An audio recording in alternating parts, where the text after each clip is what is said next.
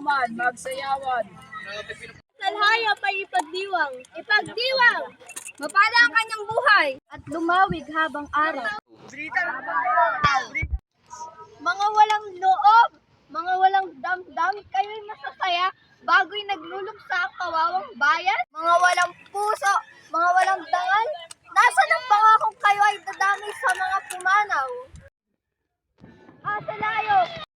Matapos ang panghahamak, nagtipon ng bayan, may mga nagsalita ng panata, may nagbanggit ng pagkakaisa, may ilan pang nangako ng paglaban para sa kalayaan.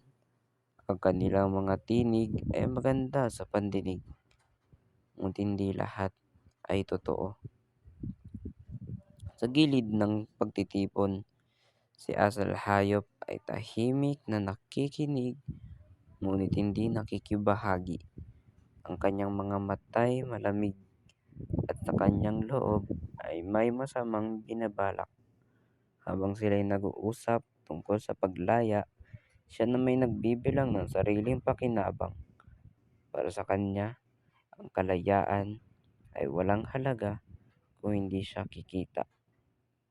Nang matapos ang pagpupulong, nag-alisan ng lahat, ngunit hindi siya sumama at unti-unti siyang lumayo para magtungo kay Haring Bata. Mga mangmang, ang mga taong ito ay walang pinag-aralan. Mabuti pa ang aso, mabuti pa ang kalabaw, mabuti pa ang mga hayop kaysa kanila. Sapagkat ang mga hayop ay nabubuhay at marunong magsipamuhay, ngunit ang mga taong ito ay hindi. Nangatatahimik sila ngayon. Ano't pusang nagsisihap ng ligali. Nalugso raw ang aming mga magulang. At kung ipaghiganti ko baga sila ay mga bubuhay pang muli, babawiin daw ang kalayaan ng bayan. At bakit pa?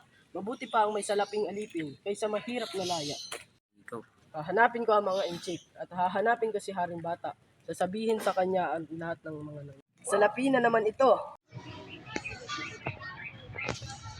Asalayo! Masayapak po, dakilat marangal ni Haring Bata. Salamat.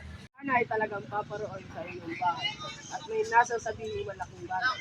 Ano yaon? Sa ilog at lahat ng kasama, na pawang kapatid niya at kapatid ko rin, ay kaaalis din po dito ngayon.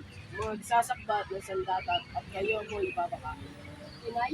Tunay po, At bakit daw? gusto po nilang mabawi ang kanilang kalayaan. O magising, at saan na nga roon? Ewan po, hahanapin ko sila at pakikialaman ang kanilang lihis. Upang di maipagbigay alam ko sa inyo at mga hulog sa inyong kamay. Salamat. Talasan mo ang iyong taingat mata. Ito ang salapi mong bayan. At kung mga hulog na sila sa ilalim ng aking kapangyarihan, ay dadagdagan ko pa iyan. At bibigyan kita ng katungkulang mataas. Salamat po. Paglilo! Hihintayin kita ngayong gabi sa aking bahay. Ipagbibigay alam mo ang lahat ng kanilang panukala. Ito ang tandang ilalahad mo sa taliba, upang ding ikaw ay kanilang papasukin. Maasahan po ninyo. Ito ang aking salapi. Ito ang tunay na inakong bayan. Ang tunay na batala. At madadagdagan pa. At matataas pa ang aking katungkulan. Sa wimpalad. Sa ilog, hinahanap kita. Uy, gayon din, kita'y aking hinahanap. Sasalakayin baga natin si Haring Bata. Oo, bukas, maghanda ka't ikay kasama. At paanong paraan ang ating gagawin? Ako'y magdadala kunwari ng buwig. Sa tabing dagat ang kalahati at ang kalahati naman ay sa diliman. Eto na't nagdadatingan ang mga bayaning kawal, kasama ang mga babaeng tagapagsayasat ng sugatan. Taga ilog, narito na kami. Hintayin natin ang mga albang kasama. Ako'y kasama niyo rin.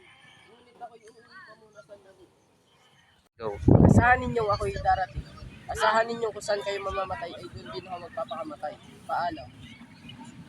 Mabuhay si Asalhayop!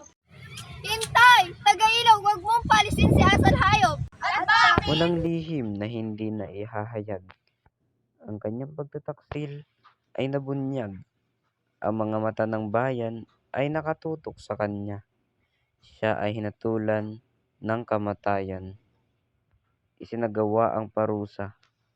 Ang katawan ni Asalhayop ay sinunog sa apoy. Unti-unting nilamon ng apoy ang kanyang katawan hanggang wala nang matira kundi kanyang abo.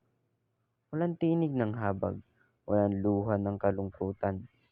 Tanging katahimikan ang bumalot matapos siyang sunugin. Isa na lamang siyang alaala ng pagtataksil. Tapos mawala ang taksil. Nagkaisa ang bayan. Nagpasan sila ng sandata. Tahimik silang naghanda. Walang bakas ng takot sa kanilang mga mata. Tanging pagtanggap na ang laban ay hindi maiiwasan. Sumugod sila laban sa puwersa ng mananakop. Ang tagpo ay marahas, ngunit malinaw ang kanilang paninindigan sa huli. Nakamtan nila ang tagumpay. Ang kanilang mga tinig ay muling nagbuhay sa katahimikan. Mga sigaw ng kalayaan, mga tinig ng pagdiriwang. Nagbunyi ang bayan. Naggalak sa inang bayan. Subalit, ang kanilang kasiyahan ay hindi nagtagal sapagkat sa gitna ng kanilang pagdiriwang, dumating ang balita. At kasabay nito, dumating ang bagong panganib. Ang kanilang kalayaan ay muling susubukin. Ang laban ay hindi pa tapos.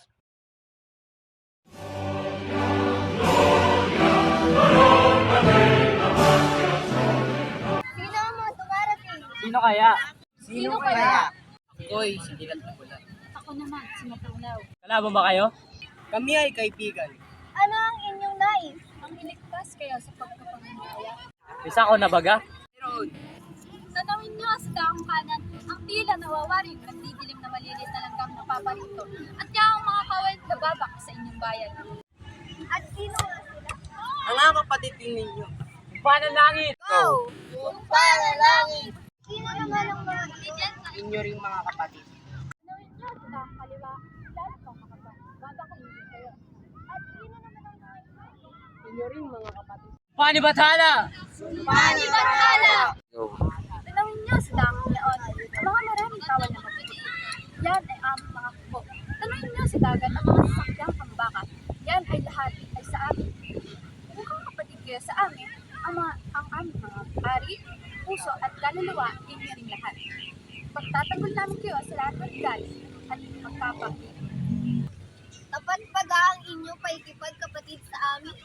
Silat na bulag, tapat. Hindi ninyo bibigyan legaling ang kalayaan ng aming mga anak?